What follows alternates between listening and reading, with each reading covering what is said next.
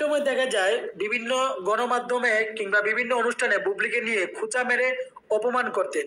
তবে একই সঙ্গে তিনি ঢাকায় 3টি শোরুমও দিয়েছেন। অনেক তথ্য এখন লুপাট হচ্ছে। অনেকেই যারা দর্শক বৃত্ত আছেন, যারা জনগণ আছেন, সবাই জানতে চাচ্ছে অপু বিশ্বাসের সঙ্গে তো শেখ হাসিনার ভালো সম্পর্ক ছিল।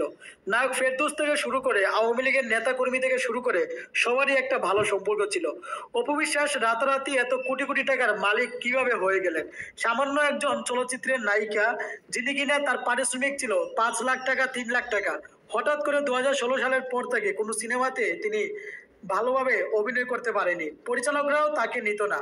সো শোরুম উদ্বোধন করে বা কয় টাকার ইনকাম হয়, কিন্তু রাতারাতি এত কোটি টাকার মালিক, 3টা শোরুম উদ্বোধন দিয়েছেন, নিজে 3টা শোরুমের মালিক হয়েছেন কিভাবে, এটা মানুষ জানতে চায়। এতদিন যারা আওয়ামী লীগের হয়ে কাজ করেছেন, কত টাকার মালিক কিভাবে হয়েছেন, তাদের বাড়ি গাড়ি সম্পত্তি, অর্থ, ব্যাংক ব্যালেন্স, ব্যবসা সবকিছু কিন্তু চেক করা হচ্ছে। এখন অনেকেই প্রশ্ন তুলেছেন চিত্রনায়িকা অপু বিশ্বাসের দিকে। 2016 সালের পর থেকে প্রতি বছর তিনি কন্টিনিউ সিনেমা করতে পারে নাই, তিনি কন্টিনিউ কোনো মুভি তার হিট হয়।